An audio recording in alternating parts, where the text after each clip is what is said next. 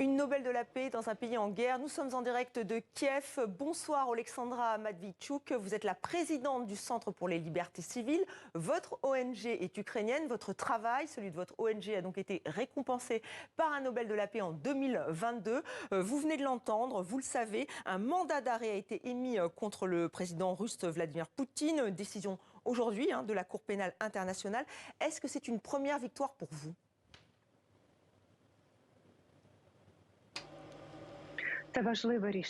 C'est une décision très importante.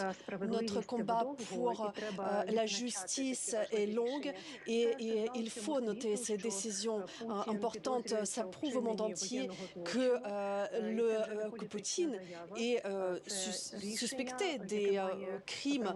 Ce n'est pas une annonce politique uniquement, mais c'est une décision, c'est un ordre, une décision juridique, et donc les pays qui respectent la démocratie et les droits de l'homme doivent arrêter Poutine et le transférer à La Haye. Pour vous, c'est une priorité, condamner, juger Vladimir Poutine ?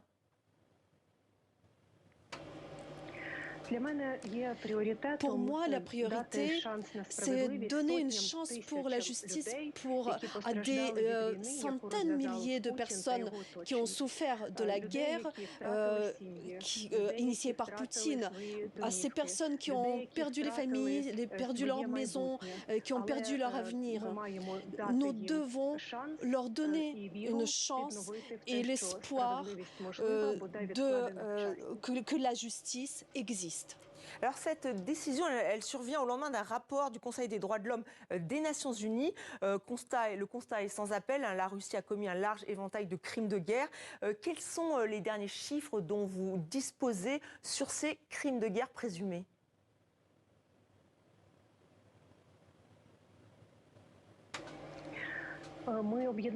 Nous avons réuni tous nos efforts avec des dizaines d'organisations après le début de la grande invasion en février 2022.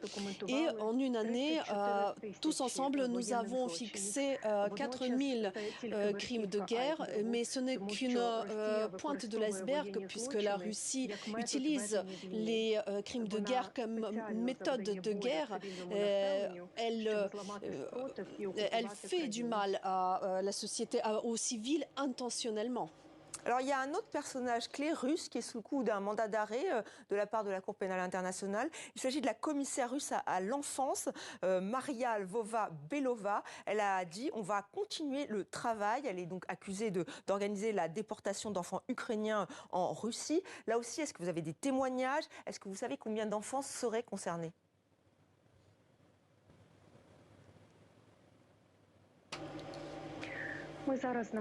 Actuellement, nous subissons une guerre à grande échelle et il est très difficile d'avancer des chiffres. Les données de la plateforme Les enfants de la guerre mentionnent 16 000 enfants. Mais il est très difficile de confirmer ou contredire ces chiffres.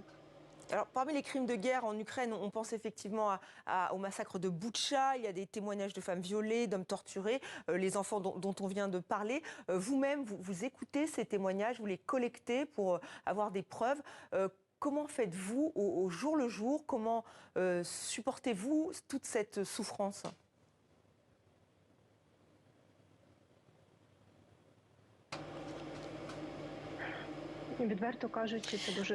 À vrai dire, il est très difficile d'être confronté à ce niveau de violence. Je travaille dans le domaine de défense des droits de l'homme depuis de nombreuses années, mais même moi, je n'étais pas prête à cette douleur-là. Nous ne faisons pas seulement, nous ne documentons pas uniquement les souffrances, les faits, mais aussi la douleur des gens. Donc la douleur des gens, hein, vous voulez de nous l'expliquer.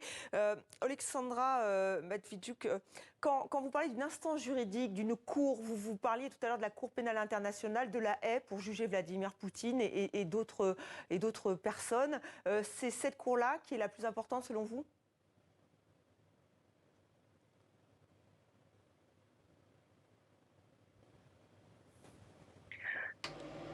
Oui, la Cour pénale internationale est une instance très importante. Elle a une juridiction qui couvre les crimes de génocide, des crimes de guerre. Poutine a été l'ordre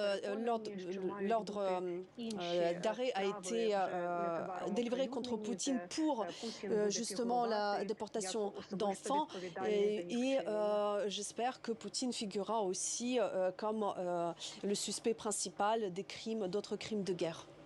Ce qui a surpris, c'est que la justice intervienne aussi tôt alors que vous êtes en guerre et c'est arrivé très très vite. Comment vous l'expliquez ?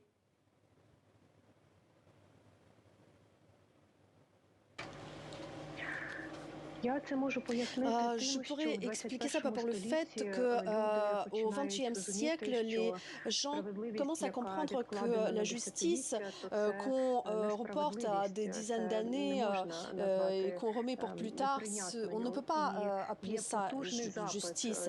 Il y a une forte demande à des millions de personnes, aussi bien en Ukraine qu'à l'étranger, pour punir des criminels de guerre qui sont coupables du début de cette guerre. Votre combat à vous, c'est la justice. Avant votre ONG, vous l'avez créée en 2007, vous aviez 24 ans. Est-ce que les libertés civiles étaient menacées dans votre pays par qui ?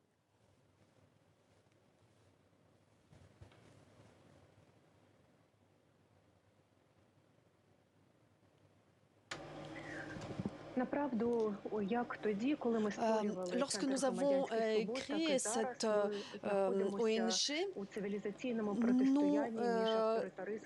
nous nous trouvions dans cette confrontation entre l'autoritarisme et la démocratie. Actuellement, l'Ukraine est le champ de bataille. Il faut savoir que Poutine a commencé cette guerre non pas en 2022, mais en 2014. Parce que l'Ukraine a eu cette chance, a pu obtenir cette chance de transformation démocratique.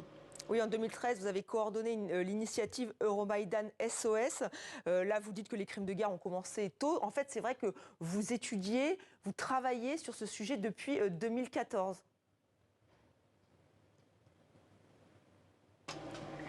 Oui, depuis 2014, nous documentons les crimes de guerre et nous fixons surtout les pratiques d'enlèvement, de torture, de meurtre et de séquestration des civils sur les territoires occupés par la Russie.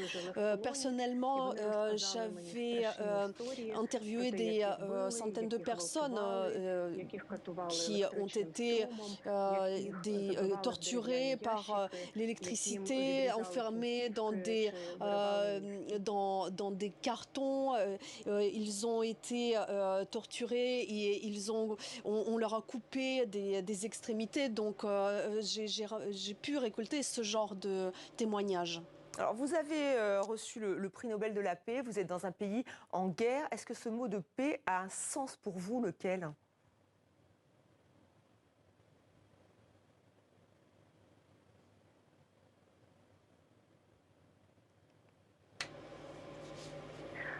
La paix et les droits de l'homme sont étroitement liés.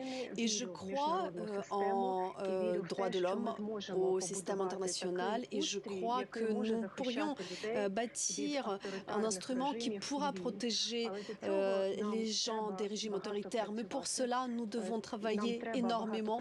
Nous devons beaucoup travailler afin que nos enfants ne soient pas heurtés à ces horreurs auxquelles nous sommes confrontés aujourd'hui. Mais là, aujourd'hui, cette paix, comment elle peut advenir ? Il va falloir un perdant, quelqu'un qui... Comment vous la voyez, cette paix? Quelle échéance?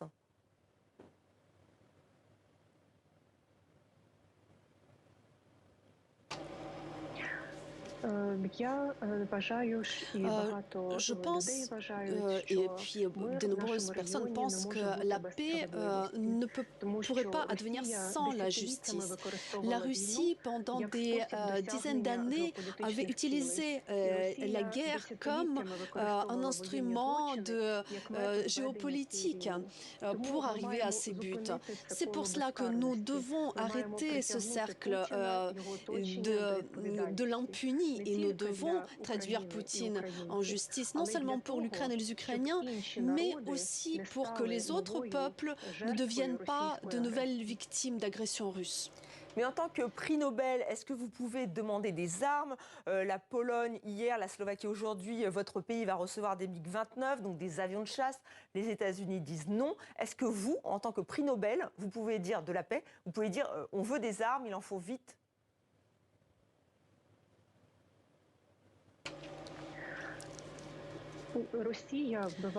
La Russie tue des gens non armés. Souvenons-nous de ce que nous avons constaté après la désoccupation de la région de Kiev.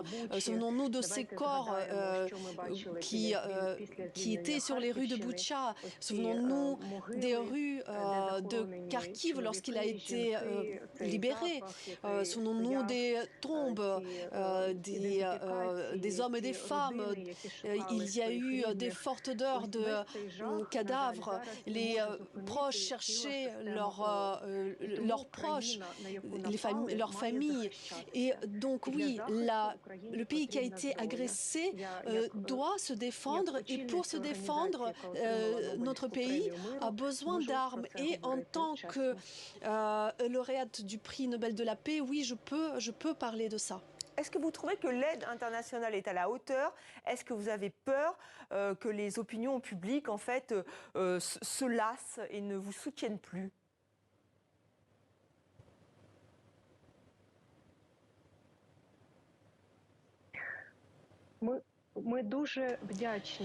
Nous sommes très reconnaissants à la communauté internationale pour tout ce soutien que nous recevons depuis plus d'un an, depuis cette agression à grande échelle. Poutine s'est trompé dans ses calculs. Il pensait que l'Occident, les pays démocratiques ne seront pas consolidés, unis, et donc il pourra atteindre ses buts facilement. Il pourra dicter ses règles de jeu au monde. Mais lorsque le monde civilisé a commencé à soutenir l'Ukraine, Poutine a essayé de convaincre tout le monde que ça n'a aucun sens, puisque la Russie, c'est un grand pays, un pays qui a des armes nucléaires, qui a une forte économie, qui a beaucoup de population, mais les Ukrainiens ont démontré que grâce à l'aide des partenaires internationaux, nous sommes plus forts, ils sont plus forts que la deuxième armée du monde. On va revenir à votre prix Nobel. Vous l'avez reçu avec une ONG russe Mémorial, avec un militant biélorusse, Ales Bialyatsky. C'est important pour vous d'avoir ce prix Nobel. Qu'est-ce que ça représente ?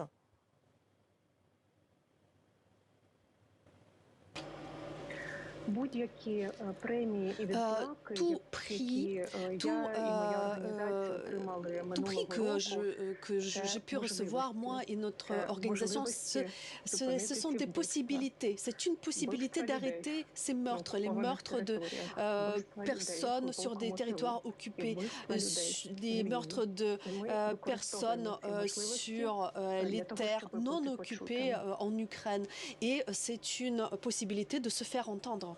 Et ce qui me frappe, Oleksandra Matviichuk, c'est que vous n'employez pas le mot de génocide, qui a été beaucoup employé par Volodymyr Zelensky. Pourquoi ?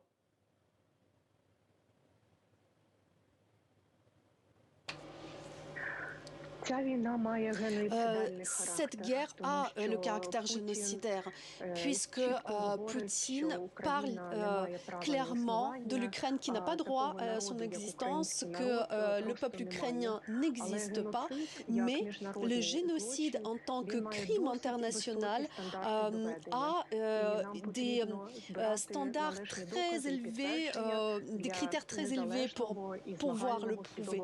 Nous devons le prouver, mais j'ai peur d'une autre chose. Pendant que nous parlons, avons-nous les preuves du génocide commis par Poutine? En cherchant cette réponse, nous ne répondons pas à la question la plus importante. Et il faudrait que le Rwanda, par exemple, cela ne s'est pas passé en une journée. Il y a beaucoup de choses qui démontraient que c'était un génocide, et cette guerre aussi a toutes les caractéristiques de génocide. Oui, d'où l'importance de collecter des preuves, comme vous nous l'avez expliqué. Il y a eu une polémique sur la remise des prix, comme si l'Académie des Nobel voulait remercier récompenser et l'Ukraine et ceux qui se battent en Russie et aussi les opposants biélorusses. Est-ce que vous l'avez comprise, cette polémique ?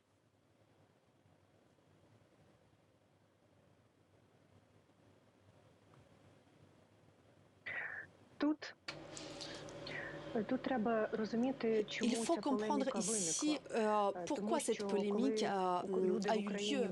Parce que lorsque les gens en Ukraine voyaient les titres « La Russie, l'Ukraine et la Biélorussie ont été récompensés », cela nous a fait penser à cette époque soviétique qui parlait de peuples frères.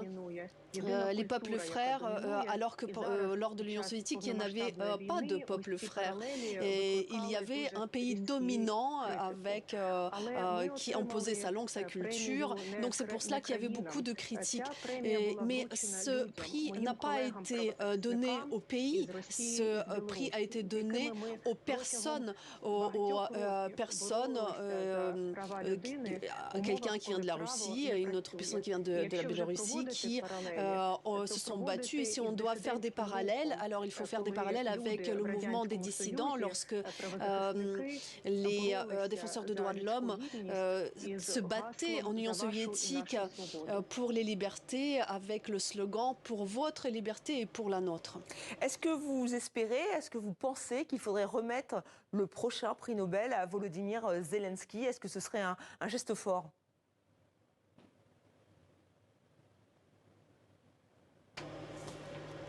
Je pense qu'actuellement, il faut pas parler de la personne à qui on devrait délivrer le prochain Nobel de la paix, mais on devrait parler de qu'est-ce qu'on doit faire pour que le prochain prix Nobel ne sera pas délivré en temps de guerre. Parce que délivrer un prix de la paix en temps de guerre, c'est quelque chose qui sonne bizarre. Merci infiniment Oleksandra Matviichuk d'avoir été en direct de Kiev, donc prix Nobel de la paix 2022. Merci à vous et merci à la personne qui vous a traduite.